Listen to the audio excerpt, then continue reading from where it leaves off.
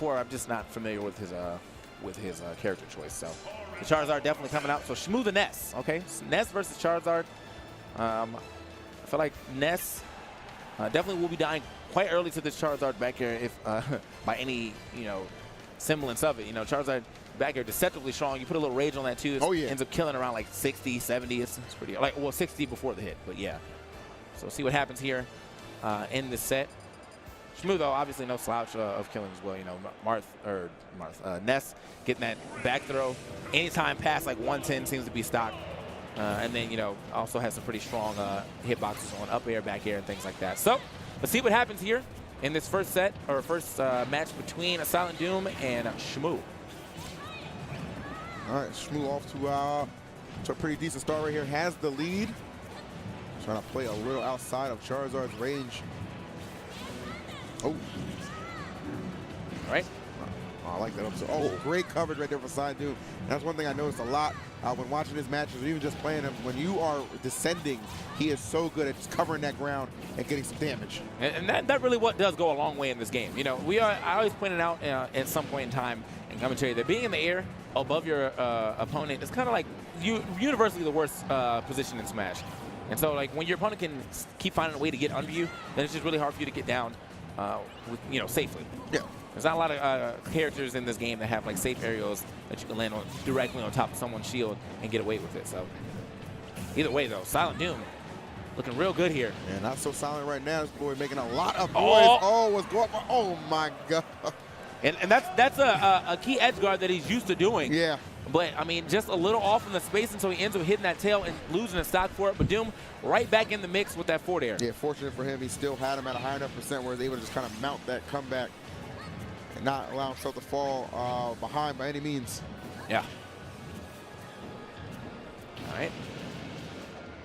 Taking a lot of damage right there to the face, but even way, just kind of running his way through there. Doom trying to play a clean spacing game. It's kind of what you have to do. I mean, I feel like if Ness is allowed to be in your face as a big character, you don't have like a fast hitbox, neutral air becomes a super huge problem for you. So with the way that SilentDoom is playing, I feel like he's definitely playing around that option. Yeah. I don't want this man to just be in my face neutral air for free, and me not being able to punish it. So here it is. Oof. Good stuff right there. Quick tail whip. Forward throw? Yep. Yeah, Send it back off stage. Yep, just keep him off here. Throw out that hot breath. And this time not going to go off stage for any kind of shenanigans. Yeah, at this point in time, man, you might as well go ahead and let that one go. He definitely initiated that force match with the grab, eating it out. Maybe. Nope. SilentDoom is going to hold his ground this time around. Usually, I'll see him go for it, but I think it's only against Clouds. The down smash right after to catch him as they try to up B again. But seeing that Cloud, has a hard time trying to snap the ledge. I think that's why he goes for it. Up throw? Yes, that's going to be it. I was going to say, it should be enough at that percent. All right, so SilentDoom, good start and a good finish there as he takes game one. Yeah, as you said, not so solid that time around. I mean, that last segment of gameplay was pretty much just him not allowing Schmoo to come back to stage, just adding on extra damage time and time again until it was time for that man to be out of this, out of his second stock. All right, so game number 2 going to kick things off, going to commence here on Final Destination. Schmoo looking to get on the board here again. Both these guys in losers brackets. So somebody's EVO run gonna end right here. That's true. That is very true right here. And even though SilentDoom's a boy, man, you gotta call it fair here. So Schmoo decided to take this man to Final Destination, maybe trying to get the platforms out the mix, and it's been working out for him. It seems like he's getting a lot of mileage out of these PK fires. Definitely. All right, SilentDoom finally able to connect a grab right here. Oh no. All right. And clean back air right there. SilentDoom, I mean, obviously with the reduction of these platforms, it seems like a little bit of his confidence went away as well, because I mean right now Schmoo is playing quite well. It is interesting, almost like a different player. Yeah. To an extent here. Perhaps just trying to find his footing and his pacing on FD. All right, gets back down to the ground right here, 50% to this 104. I mean, again, look out for the back air. I do expect that to take a stock. If he gets the sweet spot looking for the up tilt instead of possibly up smash, but I think would have hit because of that wingspan. But oh wow. Okay, first time throwing out that option and it worked out. There it is. Goodbye. Yes, sir. Absolutely no way he was living that. That back air, ridiculous. All right, so SilentDoom, though, even though he started off pretty rocky, ends up taking that stock first anyway. Back throw. I think he's going to DI that a little farther down so that way he doesn't hit that top blast zone. Or maybe he hit him with the no DI. DI gets out of that very close.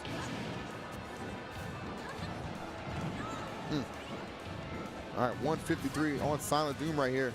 Looking to extend this lead a little bit. Oh, right, stood there a little too long right there. He was waiting for a reaction from Schmoo, but the only thing he did was just throw out the grab. Why not? Oh, yeah.